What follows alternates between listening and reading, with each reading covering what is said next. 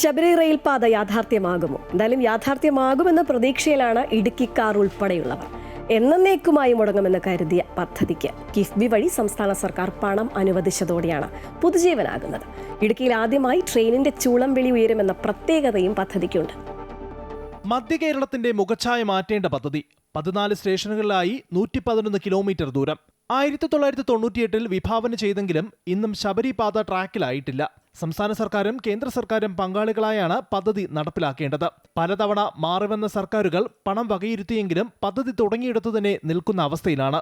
എറണാകുളം, ഇടുക്കി, കോട്ടയം ജില്ലകളിലായി 313 ഹെക്ടർ സ്ഥലമാണ് ഏറ്റെടുക്കേണ്ടി വരിക. ഇല്ലെങ്കിൽ അത് വന്നു പോയാൽ കുറെ പേർ എന്നേക്കാളും കഷ്ടമായിട്ട് അനുഭവിക്കുന്നത് നൂറുകണക്കിന് ആൾക്കാർ അങ്ങോട്ടുണ്ട്. ഒന്നും ചെയ്യാൻ മേലാതെ ഇത് എന്തെങ്കിലും ഉണ്ടെങ്കിൽ അവരുടെ മക്കൾക്ക് എന്തെങ്കിലും ചെയ്ത് വെച്ച് കൊടുക്കാം. ഇതിപ്പോൾ ഞാൻ നോക്കിയിട്ട് 30 വർഷമായി. എന്തെങ്കിലും മക്കൾക്കൊന്നും കൊടുക്കാതെ ഒരു രക്ഷയില്ല.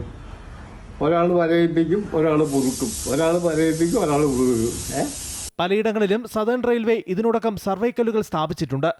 2800 കുടുംബങ്ങൾ നഷ്ടപരിഹാരം കാത്തിരിക്കാൻ തുടങ്ങിയിട്ട് വർഷം 28ആയി. ഇത് കിഫ്ബിയുടെ പദ്ധതിയിൽ ഉൾപ്പെടുത്തി കിഫ്ബിയുടെ ധനസഹായത്തോടെ സംസ്ഥാന ഗവൺമെന്റ് ഈ ശബരി റെയിൽപാതയുടെ പണി, ശബരി റെയിൽപാത പൂർത്തീകരിക്കുന്നതിന് വേണ്ടിയുള്ള ഒരു സമീപനം സ്വീകരിച്ചിട്ടുണ്ട്.